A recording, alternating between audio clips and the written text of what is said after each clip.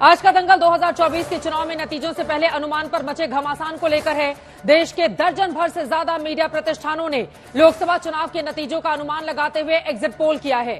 Exit poll के नतीजे में एनडीए 400 पार तक पहुंचती हुई दिखाई दे रही है, जबकि इंडिया गठबंधन को 150 सीटें भी मिलती नहीं नजर आ रही।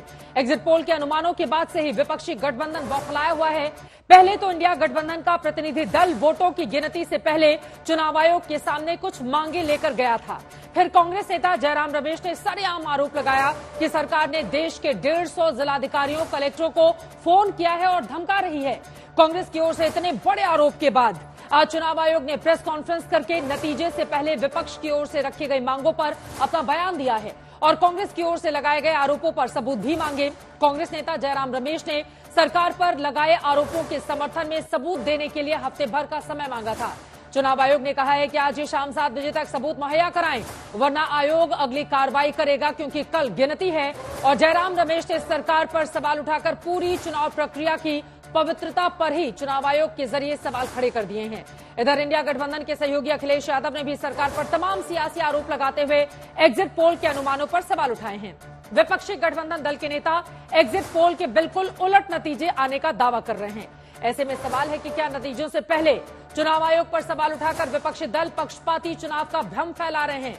क्या अनुमानों में हार का संकेत पाकर विपक्षी दलों की ओर से हार का ठीकरा फोड़ने के बहाने तलाशे जाने लगे हैं? और क्या विपक्ष की ओर से चुनाव आयोग के सामने रखी गई मांगों पर, खासकर पोस्टल बैलेट की गिनती पहले ही सार्वजनिक हो जानी चाहिए?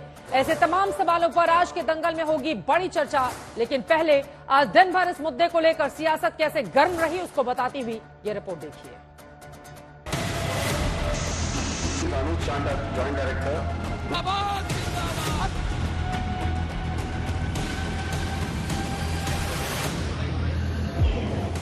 10 टीवी चैनल, 10 एग्जिट पोल, 10 एजेंसियां, एक नतीजा।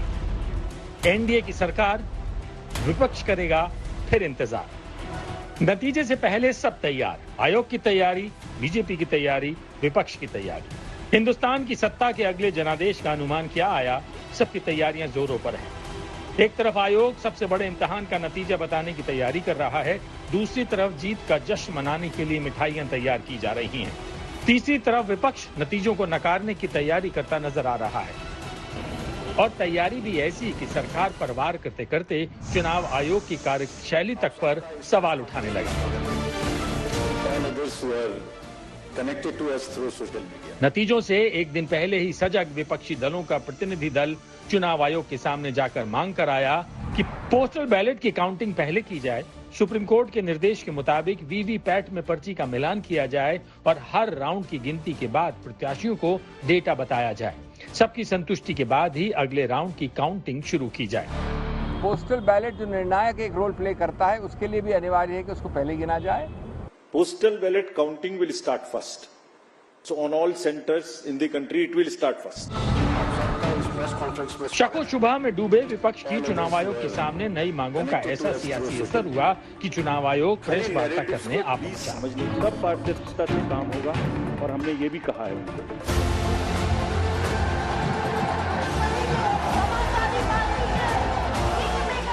64 करोड़ मतदाता, 1 करोड़ 65 लाख मतदान कर्मियों, 10.5 लाख मतदान केंद्रों पर सफल चुनाव के इस महायज्ञ को संपन्न कराने के लिए देश का आभार जताते हुए चुनाव आयोग ने अपनी चुनौतियां और अपना दर्द भी बयां किया।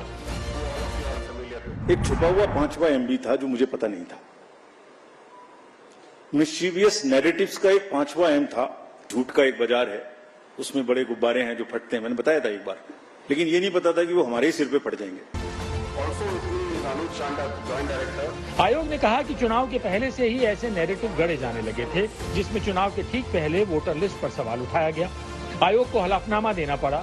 चुनाव शुरू होने को हुआ तो 4 दिन पहले पिछले साल का ईवीएम का केस उछाला गया, उसका जवाब दिया गया। चुनाव होने लगा तो वोटर टर्नआउट का सवाल उठा दिया गया और चुनाव संपन्न हो गया तो कभी अफवाह उड़ाई गई कि मतगणना केंद्र में राजनीतिक दलों के एजेंटों को नहीं बैठने दिया जाएगा।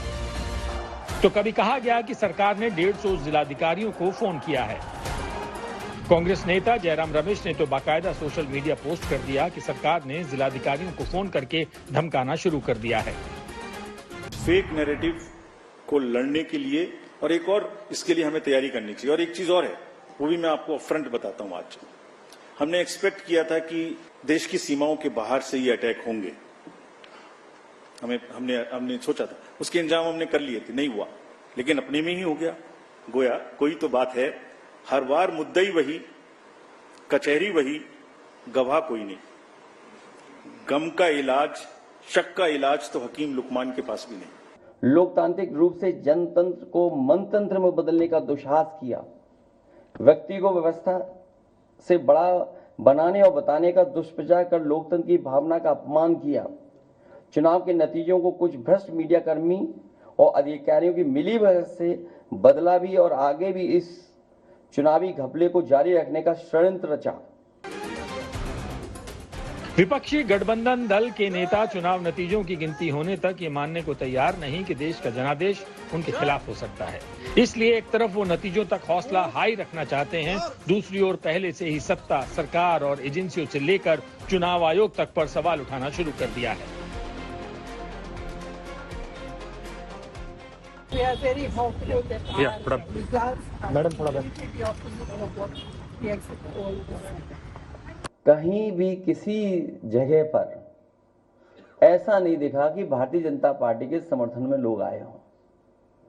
उनके टेंट खाली थे, मैदान खाली थे। हालांकि आज की रात आखिरी है।